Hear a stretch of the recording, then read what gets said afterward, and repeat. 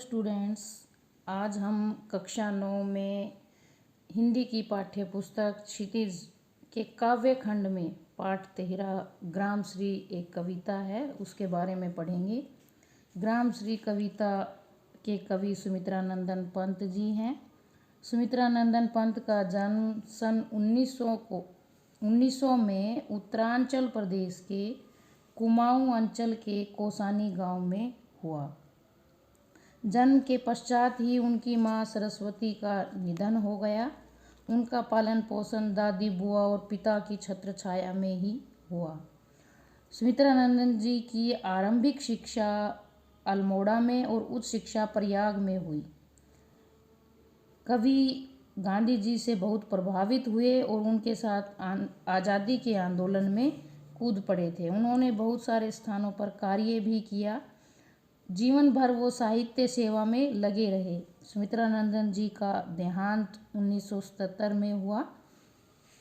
हिंदी में सुमित्रानंद जी की जो काव्य की भाषा है उसमें उन्होंने उपमा, अनुप्रास, रूपक, मानवीकरण आदि अलंकारों का बहुत सुंदर प्रयोग किया है। जो ग्राम श्री कविता है उसमें भी उन्होंने गांव की जो प्राकृतिक सुंदरता है उसके बारे में वर्णन किया है। गांव की जो प्राकृतिक सुंदरता है उसका बहुत ही मनोरम चित्रण किया है जो सभी के मन को भाती है। तो अब हम कविता स्टार्ट करेंगे। फैली खेतों में हरियाली दूर तलक, मखमल की कोमल हरियाली, लिपटी जिससे रवि की किरणें चांदी की सी उजियाली जाली। तिनकों के हरे हरे तन पर हिल हरित रुधिर है रहा झलक, श्यामल भूतल पर झुका हुआ नभ का चीर निर्मल नील फलक। पहले एक बार कठिन शब्द पढ़ लेते हैं। तो मखमल यानी कोमल, मखमली जैसे हमारा कपड़ा होता है जिसको हम हाथ से टच करते हैं तो वो बड़ा अच्छा लगता है। और रवि यानी सूर्य, उजली यानी जो उज्जवल, रुधिर, रुधिर यानी रक्त, खून, श्यामल भू यानी हरी भरी पृथ्वी, नभ आकाश। तो अब हम इसकी व्याख्या देखेंगे, सरलार्थ देखेंगे। इस कविता में कवि ने गांव की सुंदरता का वर्णन किया है। ग्रामीण अंचल की प्राकृतिक सुंदरता जिसको देखकर कवि का मन भावुक हो उठता है उसका वर्णन किया है। कवि कहता है कि फैली खेतों में दूर तलक मखमल की कोमल हरियाली। गांव के खेतों में दूर दूर तक हरियाली छाई हुई है और वो हरियाली मखमल की भांति कोमल एवं सुंदर है। लिपटी जिससे रवि की किरणें चांदी की सी उज्जवल जाली। और उस हरियाली पर जब सूर्य की किरण गिरती हैं, किरणें जब सूर्य की उस पर पड़ती है तो वो चांदी की जाली के समान उज्जवल और चमकदार लगने लगती है। जब हरी घास पर सूर्य की किरणें जो कि सफ़ेद रंग की हैं वो डलती है तो वो चांदी की तरह चमक उठती है।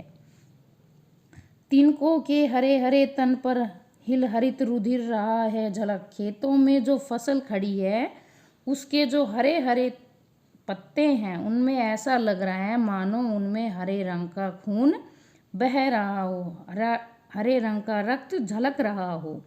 श्यामल भूतल पर झुका हुआ नभ का चीर निर्मल नील फलक। जो हरी भरी पृथ्वी है उसके ऊपर नीले रंग का आकाश स्वच्छ एवं पावन पर्दे के समान झुका हुआ है। रोमांचित सी लगती है वसुधा आई जो गेहूं में बाली। अरहर सनई की सोने की किंकिणियां हैं शोभाशाली। उड़ती भीनी तेलाक्त गंध, फूली सरसों पीली पीली।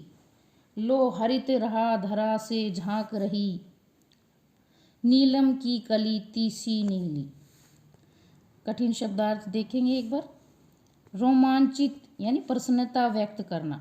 वसुधा पृथ्वी। किंकिणियाँ, करधनी जो हम कमर पर बांधते हैं, स्त्रियां जो गहना कमर पर बांधती हैं। शोभाशाली, सुंदर। तेलाक्त, तेल से सनी हुई। गंध, खुशबू। धरा, पृथ्वी।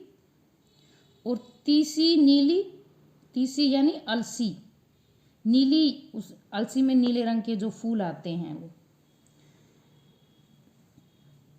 कविता में कवि ने बताया है कि जब गेहूं और जौ में जो बाली आ जाती है, उन बालियों को देखकर वसुधा यानी पृथ्वी बहुत ही रोमांचित हो रही है, बहुत ही प्रसन्न हो रही है, खुश हो रही है। अरहर सनई की सोने की किंकणियां हैं शोभाशाली। अरहर जो खेत में उगी हुई है, उसके फूल जो पीले रंग के उसमें फूल आए हुए हैं, वो ऐसे लग रहे हैं मानो वो पृथ्वी की करधनी हो, करधनी पृथ्वी ने धारण कर रखी हो। उड़ती भीनी तेलाक्त गंध, पीली सरसों, फूली सरसों पीली पीली। जो सरसों में पीले रंग के फूल आए हुए हैं वो दूर तक फैले हुए हैं और उन फूलों से सुगंध उड़ रही है, वो चारों तरफ फैली हुई है। लो हरित धरा से झांक रही नीलम की कली। तीसी नीली, हरी भरी धरती पर नीलम की सुंदर कलियां और नीले रंग के फूल जो अलसी में आए हुए हैं वो झांकते हुए से प्रतीत हो रहे हैं। रंग रंग के फूलों में रिलमिल हंस रही सखियां मटर खड़ी। मखमली पेटियों सी लटकी छीमियाँ छिपाए बीज लड़ी। फिरती है रंग रंग की तितली, रंग रंग के फूलों पर सुंदर। फूले फिरते हो फूल स्वयं, उड़ उड़ वृत्तांतों से वृत्तांतों पर।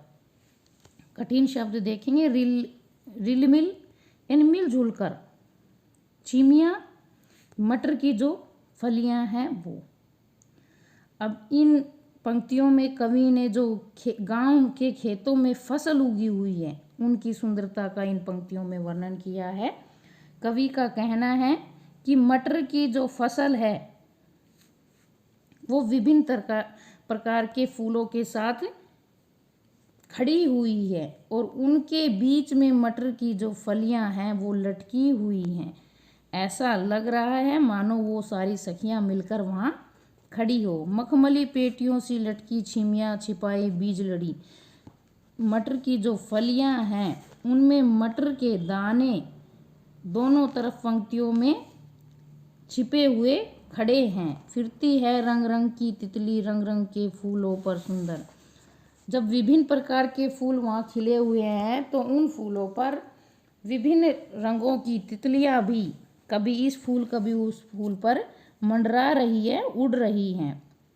फूले फिरते हो फूल स्वयं पर, ऐसा लग रहा है मानो इतने फूल देखकर फूल खुद ही फूल पर प्रसन्न हो रहे हैं, वो खुद ही फूले नहीं समा रहे हैं।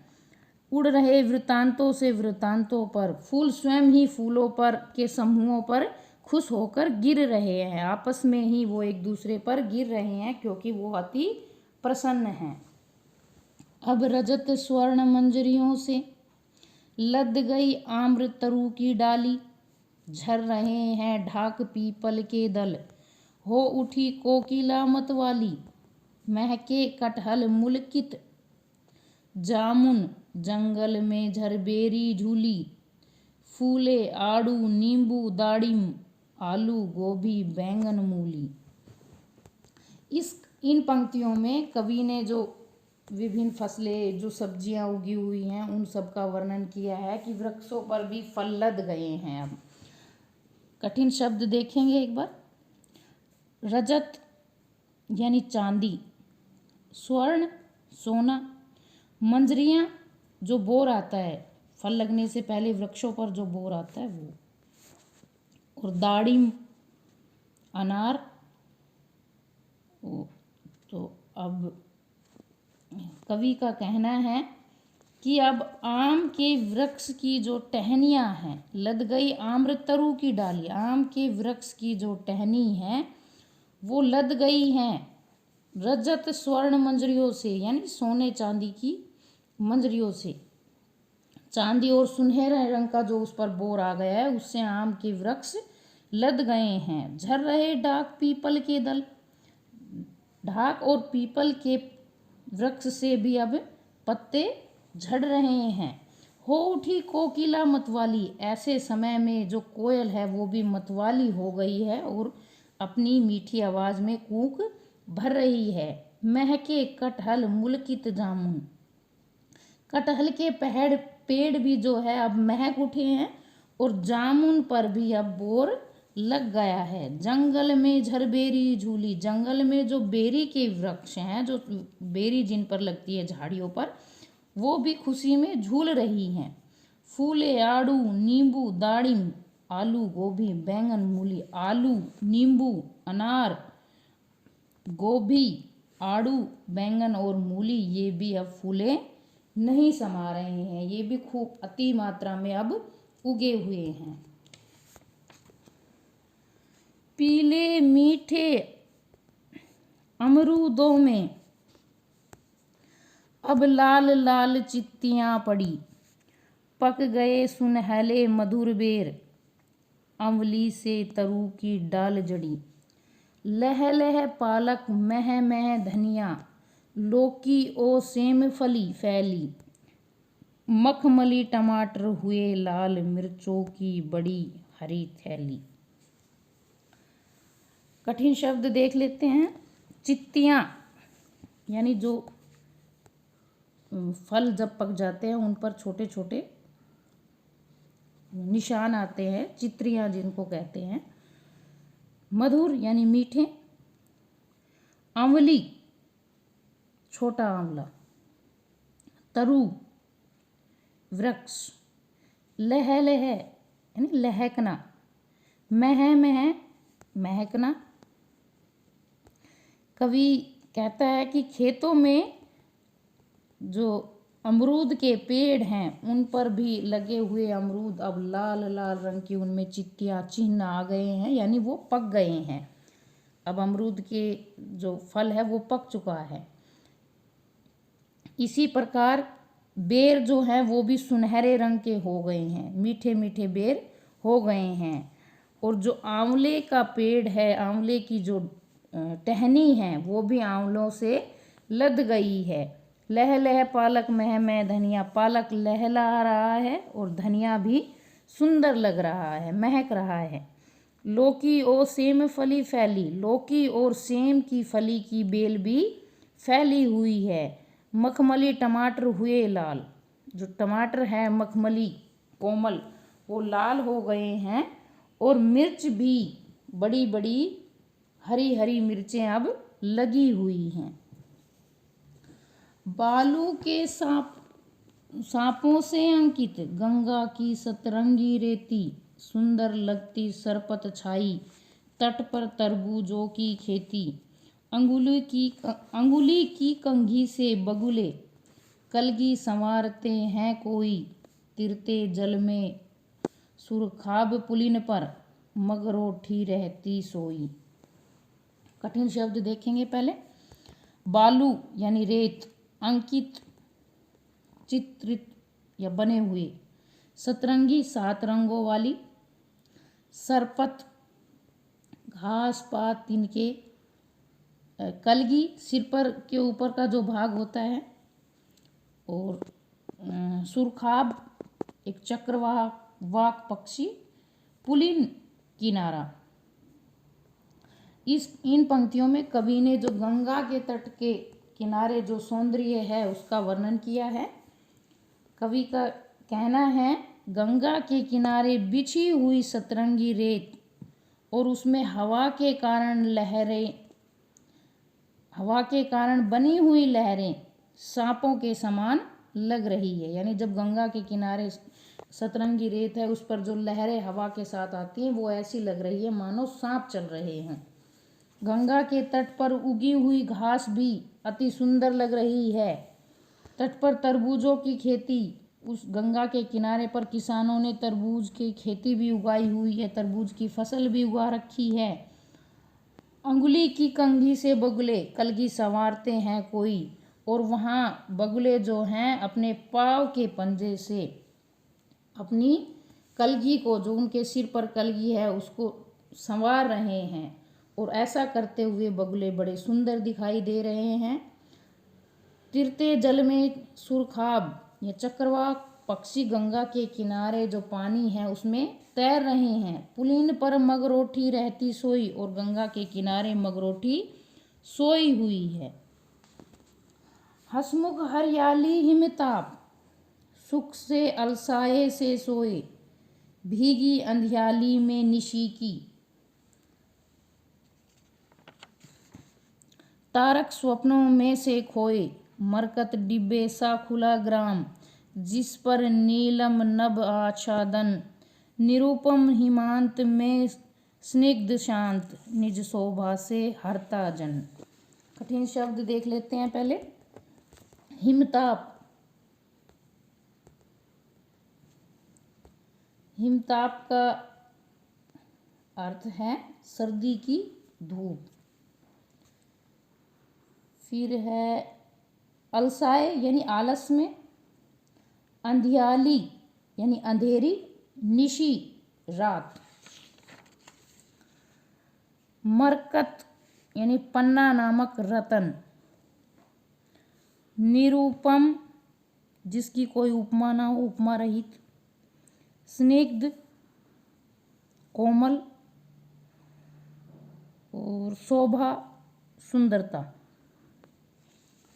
कवि कहता है कि हसमुख हरियाली हिमताप, हसमुख हरियाली सर्दी की धूप में ऐसी लग रही है मानो सुख से अलसाए से सोए, या मानो वो धूप सेकने से अलसाई हुई हो। भीगी अंधियाली में निशी रात, सर्दी की जो रात है वो भी भीगी हुई सी लग रही है। सर्दी की रात में हरियाली जो है वो भीगी हुई सी लग रही है। तारक स्वप्नों में से खोए, मरकत डिबे सा खुला ग्राम, नीले आकाश में जो तारे हैं वो भी स्वप्न में सोए हुए लग रहे हैं। मरकत डिबे सा खुला ग्राम, और जो गांव है उसकी सुंदरता ऐसे लग रही है मानो किसी ने पन्ना नामक रतन का डिब्बा खोल रखा हो, जिस पर नीलम आच्छादन, और उस पर नीले रंग का आकाश छाया हुआ है, और जिसके कारण वो बहुत सुंदर दिखाई दे रहा है। निरूपम हिमांत में स्निग्ध शांत, जो सर्दी की रात है, सर्दियों का अंत में गांव जो है वो अत्यंत सुंदर, शांत और अनुपम लग रहा है। निज शोभा से हरता जनमन, और जो गांव की वो शोभा है, सर्दी में जो गांव में हरियाली छाई हुई है उसकी जो शोभा है वो सभी जन के मन को आकृष्ट करने वाली है, हर्षित करने वाली है। तो अब ये कविता हमारी समाप्त होती है। उम्मीद है कि आप सबको समझ आ गया होगा। Thank you.